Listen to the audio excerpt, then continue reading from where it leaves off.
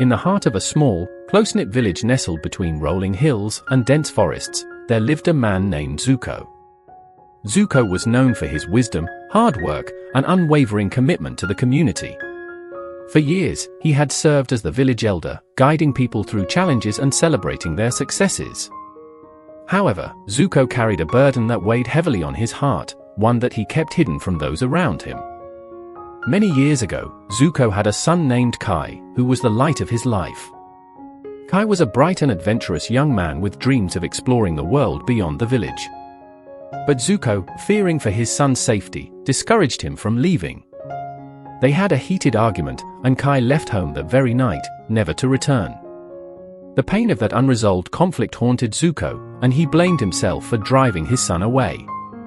Despite the years that passed, Zuko couldn't forgive himself. He became more involved in the village's affairs, hoping to distract himself from the sorrow that gnawed at him. He was a pillar of strength for others, but felt hollow inside. The village prospered under his guidance, yet Zuko could not find peace within his own heart. One day, a young woman named Hannah, who had recently moved to the village, approached Zuko.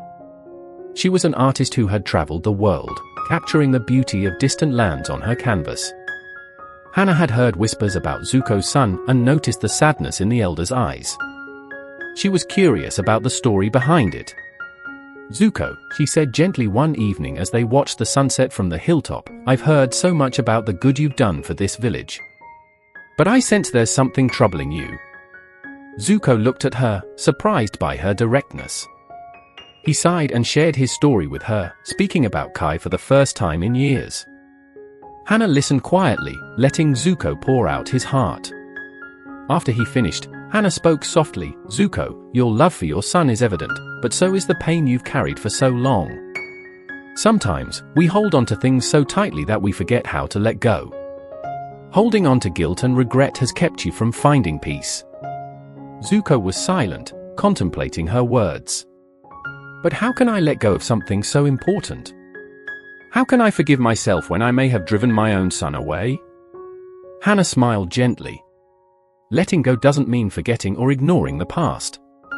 It means accepting that we did our best with what we knew at the time. Your son made his choice, just as you made yours. Perhaps it's time to forgive yourself and make peace with the past, for your sake and for the sake of those who love you here." The next day, Zuko called for a village meeting. Everyone gathered in the town square, curious about what their beloved elder had to say. As he stood before them, Zuko felt the weight of his burden, but also a sense of relief. He had made a decision. "My friends," he began, "for many years, I have led this community, and it has been my greatest honor. But there is something I have kept from you all. Something that has weighed on me for a long time. Today, I want to share it with you and ask for your understanding." Zuko told the villagers about Kai, his regret, and the guilt he had carried for years. The crowd listened in silence, some with tears in their eyes, as they realized the depth of Zuko's pain. "I have learned," Zuko continued, "that holding on to the past can prevent us from truly living in the present. I thought I was protecting myself by holding on to my guilt, but in reality, I was only hurting myself and those around me. It is time for me to let go, to forgive myself, and to find peace." The village was moved by Zuko's honesty and vulnerability.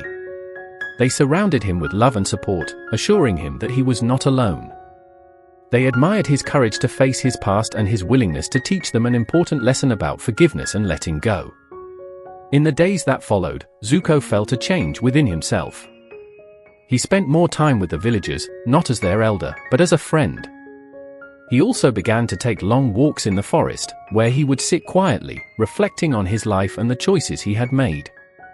He realized that by letting go of his guilt, he had opened himself up to the possibility of healing. One day, as he walked along the path that led to the edge of the village, Zuko encountered a traveler. The man was dusty and tired, but there was something familiar about him. As they drew closer, Zuko's heart skipped a beat. Could it be? It was Kai. Years of travel had changed him, but the spark in his eyes was the same. Father and son stood facing each other, the years of separation hanging heavily between them. but there were no words of reproach, no blame, only the unspoken understanding that time had healed what words could not. Kai smiled. "I've missed you, father." Tears welled up in Zuko's eyes as he embraced his son. "I've missed you too, my boy. Welcome home." From that day on, Zuko knew that letting go had not only freed him from his past, but had also brought him back to the present, where new beginnings awaited. If you found Zuko's journey as inspiring as we did, don't forget to hit the subscribe button and join us for more stories that touch the heart and uplift the spirit. Thank you for being a part of our community.